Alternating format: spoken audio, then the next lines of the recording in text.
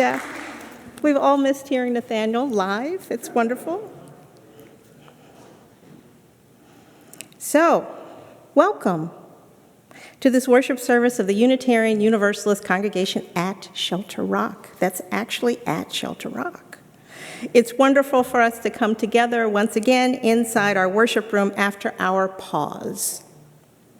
Our numbers are limited, but not our excitement.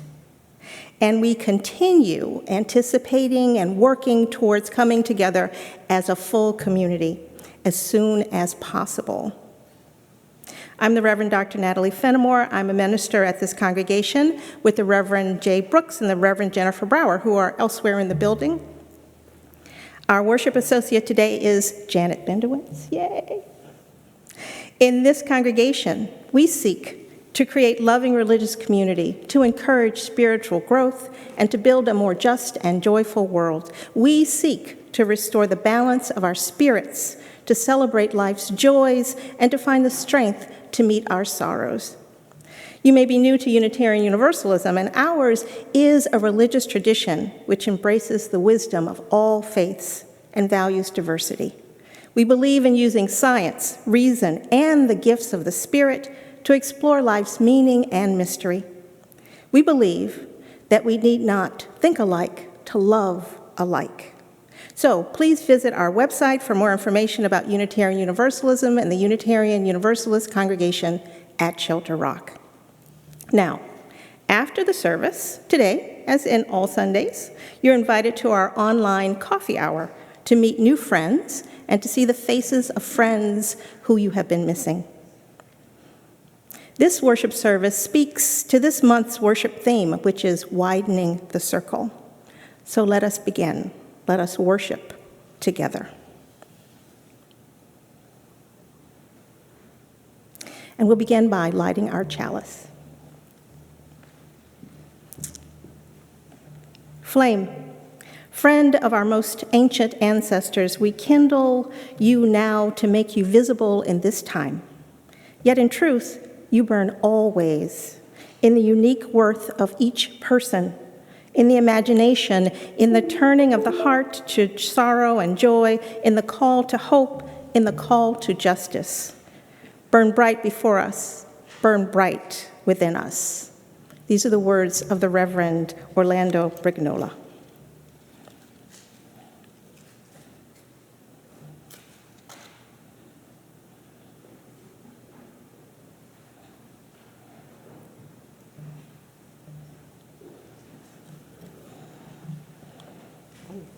Yeah.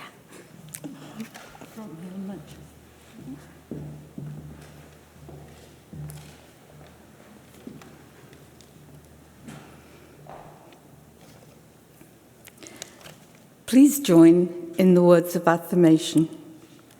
The congregation's words of affirmation express the purpose and intention for our gathering in religious community. Please join in saying the words of affirmation which will appear on the screen. Love is the doctrine of this congregation, the quest of truth its sacrament, and service is its prayer. To dwell together in peace, to seek knowledge in freedom, to serve human need. This do we affirm and covenant with each other.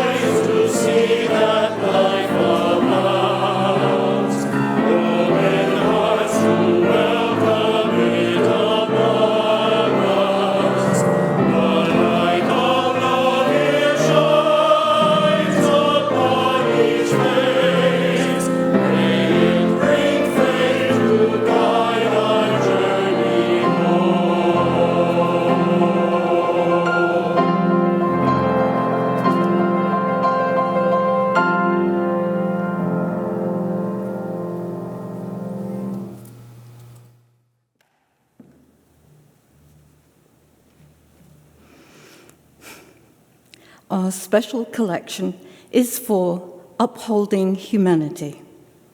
UUCSR is part of this interfaith effort to resettle Afghan refugees' families here on Long Island. We are working with other local faith communities, including the Islamic Center and the Hebrew Immigrant Aid Society. For this special collection, you may use your smartphone or other device to go to the giving section of the UUCSR website, uucsr.org. You may also drop a donation in the collection box, which can be found outside these worship doors to the left when you leave the service.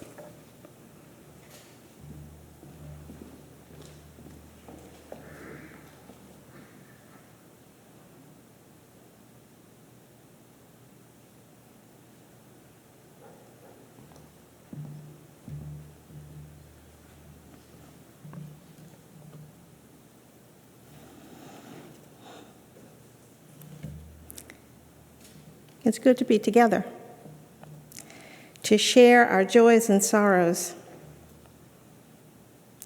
Our chalice is lit not only for Unitarian Universalism writ large, but it is a candle for all of those who are in this community who we wish to hold in care. It is lit for all our hopes for peace, justice, and health in our world. So let us enter into a time of silence, meditation, or prayer with these words from the Reverend Clyde Grubbs. Source of life. We've been given time to measure our days. What are we to make of these times in which we live and love and have our being? The road of history has been long, full of both hope and disappointment. There have been wars and rumors of wars, violence and exploitation, hunger and homelessness and destruction. We know that we cannot continue to live in this old way. We must make a change, seek a new way, a way of leading toward peace with justice and a healthy planet. Creative Spirit, you have given a vision for the good, and we yearn for this new way. But where are we to find the courage to begin to work for this new beginning? We wonder what is required of us. We think of the prophets who gave voice to unpopular opinion, who made personal sacrifices, sometimes their life, for the sake of justice. May we be inspired and renewed by the courage of these witnesses. Let them empower us as we work for this vision.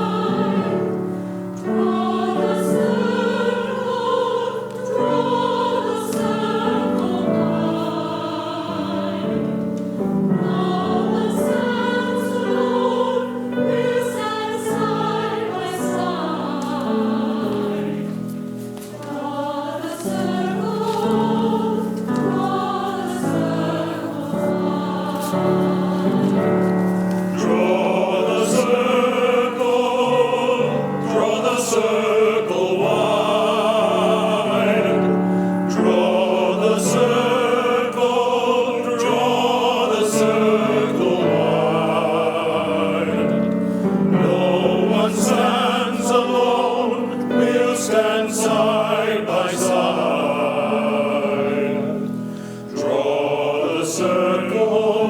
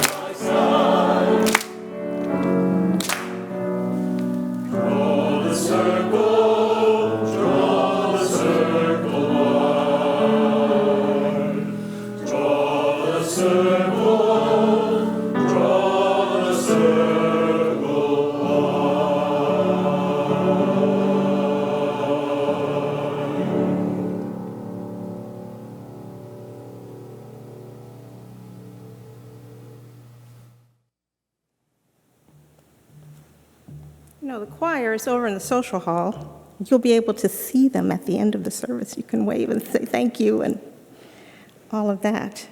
It has been an interesting road we have been traveling, trying to figure out how to sustain our souls by having some good music, and the choir's done a great job. And I'm thankful to our soloists and to Nathaniel and Nasa, our accompanists, but most of all to music director Stephen Michael Smith, who has done a great job of making sure that we are still blessed by the washing over of the music. So I deeply appreciate that. So, yes, we've come together again after another pandemic pause to affirm our commitment to this community as a community of abundance. Here we have much to offer, much to give, and much to share. We welcome the gifts of diverse peoples among us, those who desire an ever-widening circle of love and justice are here, are you. There is joy in the making of such a community circle, like music, joy. There is joy in this community. We might forget that when we're locked away, but I hope we don't, because that's what will hold us together, is this understanding that we are a community of joy. But this joy does not come without struggles. We definitely know about struggles now, individually and as a community. We've experienced many struggles over these last 2 pandemic years. But the struggle to build the beloved community of justice, peace, and equity has been with us longer. It's been with us forever. In fact, we have never known the beloved community we seek to make. We have to stretch our imaginations to try to picture what this heaven on earth would actually look like. We have to stretch our imaginations to figure out how we might bring it into being. It's a project without a blueprint. Only the words of prophets, the visions of saints, and our own deep longing shows us the way. One instance of confronting how much we have to do to build the beloved community of diversity and inclusion here in Unitarian Universalism and in our larger world was the work of the Unitarian Universalist Commission on Institutional Change. I was a member of that commission for 3 years, from 2017 to 2020. Now, you may or may not remember, because it's hard to remember actually pre-COVID times, but in 2017, our Unitarian Universalist Association had a breakdown. After facing questions about the hiring practices and the lack of diversity and leadership at the association, the UUA president, the Reverend Peter Morales, resigned on April 1st, 2017. It was the first resignation of a UUA president. And Harlan Limpert, the UUA Chief Operating Officer, resigned. And the UUA Director of Congregational Life Staff resigned. And the Executive Director of the UU Ministers Association also resigned. There was deep pain, confusion, anxiety, anger, probably every form of strong emotion you might imagine was present in our association and in our congregations at this time. There was a sense that the UUA was rudderless and shaken at its core. There was also a sense that a time and a space could be created to take on the challenges of this time, to lean into deep reflection and renewal of our community of faith. The Unitarian Universalist Association Board of Trustees appointed 3 transitional co-ministers. The Reverend Bill Sankford, who had been UUA president in the past, Reverend Sophia Betancourt, and Leon Spencer. Leon was a lay person. It was the first time a lay person had been president of the UUA. Sophia, as a woman of color, became the first woman of color to be president of the UUA. These co-presidents led our faith for 3 months, from April to June, until the election of the Reverend Susan Frederick Gray as the first elected woman president of the Unitarian Universalist Association. Now, the co-presidents appointed the Commission on Institutional Change.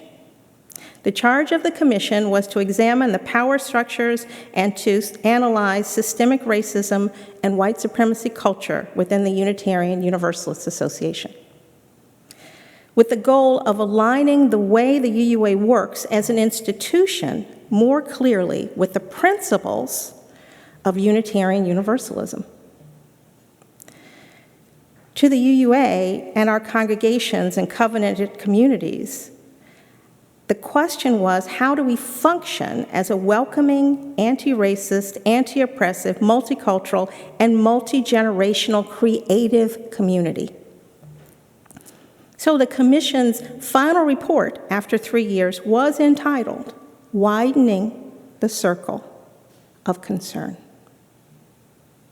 In this final report, the Commission offered some recommendations for our congregations to consider, which may move us closer toward the beloved community which we seek, a community which sets aside racist and oppressive practices. The Commission's recommendations cover the areas of theology, governance, religious education, hospitality, risk-taking, restoration and reparations, accountability, and resources. I'd invite you to read the Commission's report, which is available online on the UUA website, and see where you and your feelings about Unitarian Universalists fit in this picture. The UUA committed to undertake a racial justice audit of itself, to review its hiring policies in light of concerns about institutional racism, to embrace a commitment to being a transformational faith tradition. And how might our congregations do the same? These institutional change recommendations should be linked, though, with another action that the 3 co-presidents led in 2017. They called together a meeting of UU leaders of color and asked them to share their insights into how our association could continue moving forward as it moved through the charged moment of the presidential resignations. And some of the things these leaders yearned for were these. Can we address racism as a theological mandate? Can we center the experiences of Black, Indigenous, people of color and learn from these experiences as lessons of strength and resilience, not victimhood? Can we develop ritual and worship to sustain people of color and those oppressed, and to make space for repentance, repair, and renewal for all people? Can we have a structure of shared accountability and leadership? Can we include more white people in intentional anti-oppressive work?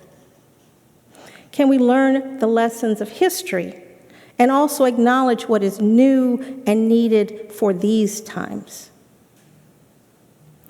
Beyond recommendations on paper is a desire to relate to one another on a personal level, to know each other, to be known, to be heard, to share our human experiences, to treat tenderly our source places, to dance and rejoice together, to travel this road together.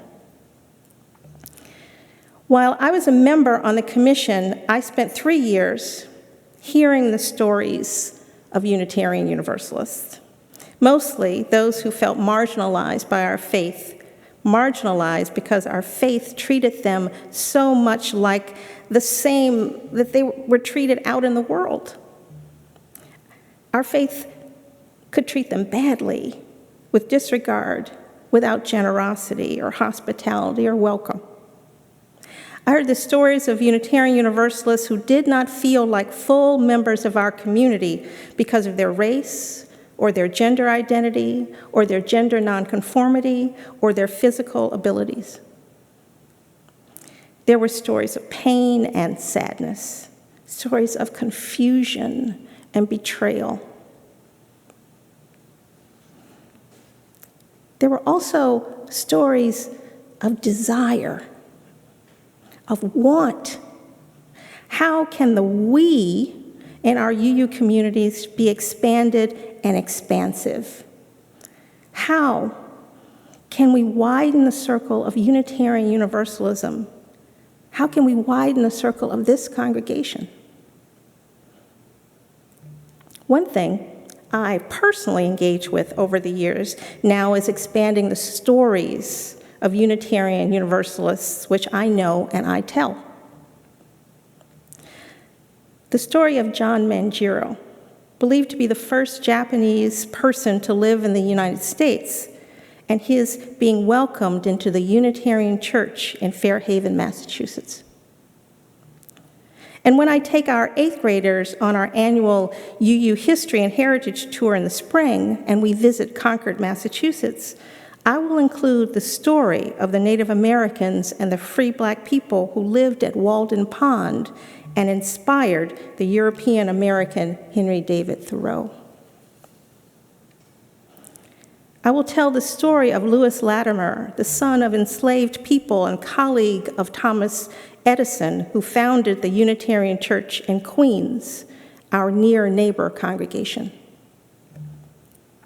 Knowing and telling these stories and others of the diverse communities which have always been a part of Unitarian Universalism helps us to widen the circle, helps us to know who has always been a part of our faith, who are now a part of our faith, and who will always be welcomed here in our faith.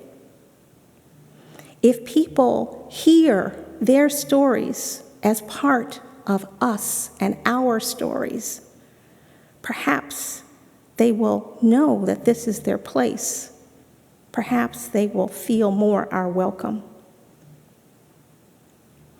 The Widening the Circle of Concern report is one guide, only one guide which all of us can use to widen our circle here at Shelter Rock. We can make changes for more inclusive Unitarian Universalism. This is needed for the spiritual health of all of us.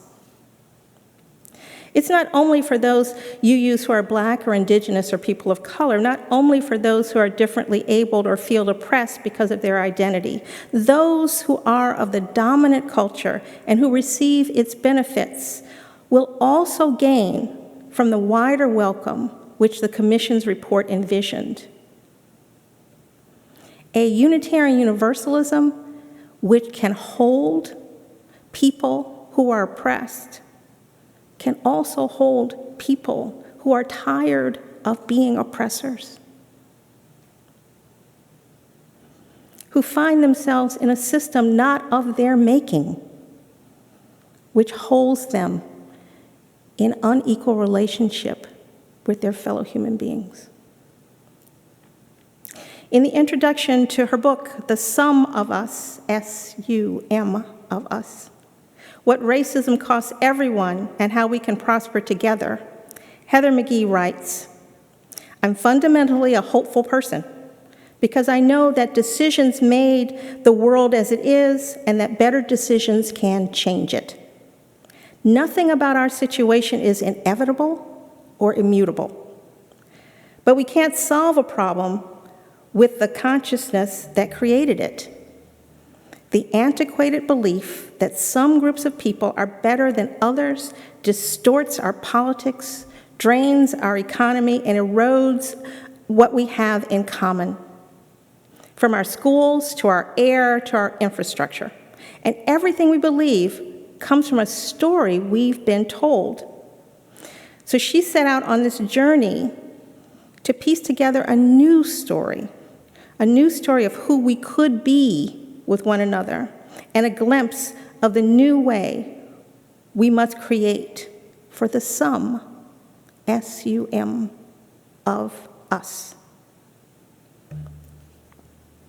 So I say, as does our anthem, draw the circle wide, draw it wider still. Let this be our song. No one stands alone, standing side by side. Draw the circle wide. And don't forget the joy. May it be so.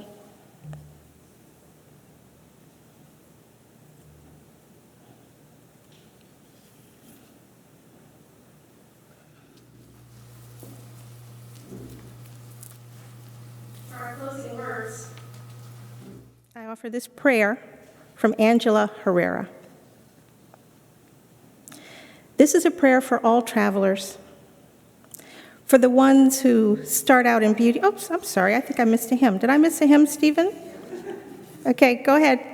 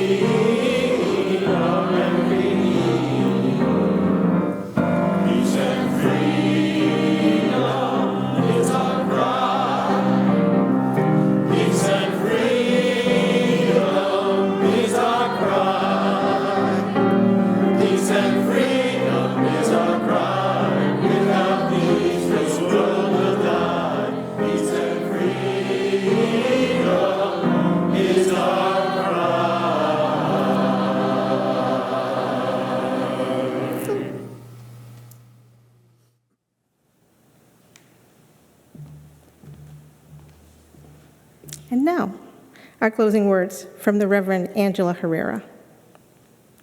This is a prayer for all travelers, for the ones who start out in beauty, who fall from grace, who step gingerly, looking or not looking back. And for those who are born into the margins, who travel from one liminal space to another, crossing boundaries in search of center. For all the travelers, young and old, aching and joyful, weary and full of life.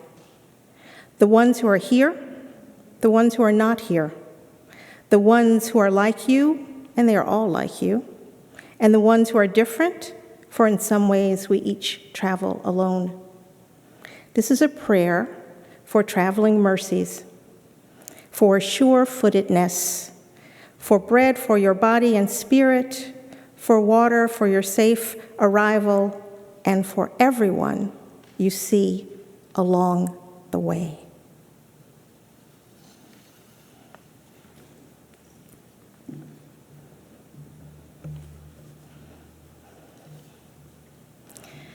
We extinguish this flame, but not the light of truth, the warmth of community, the fire of commitment. These we carry in our hearts until we are together again.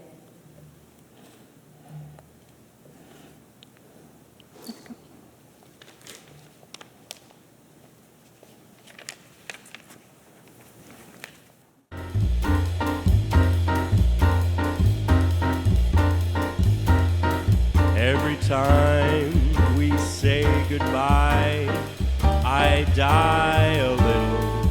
Every time we say goodbye, I wonder why a little.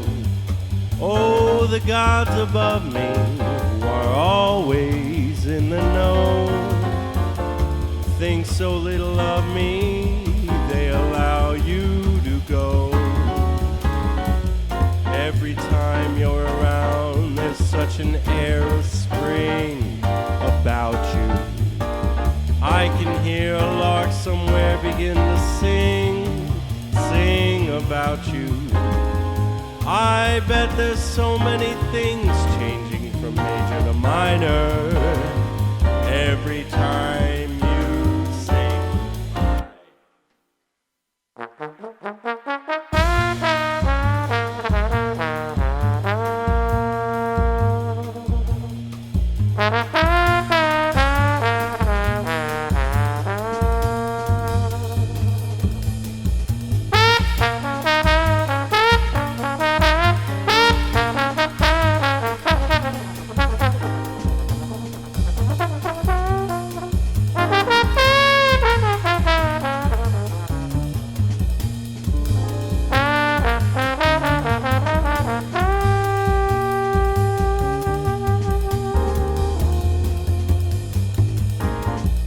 There's no love song finer, but to change from major to minor every time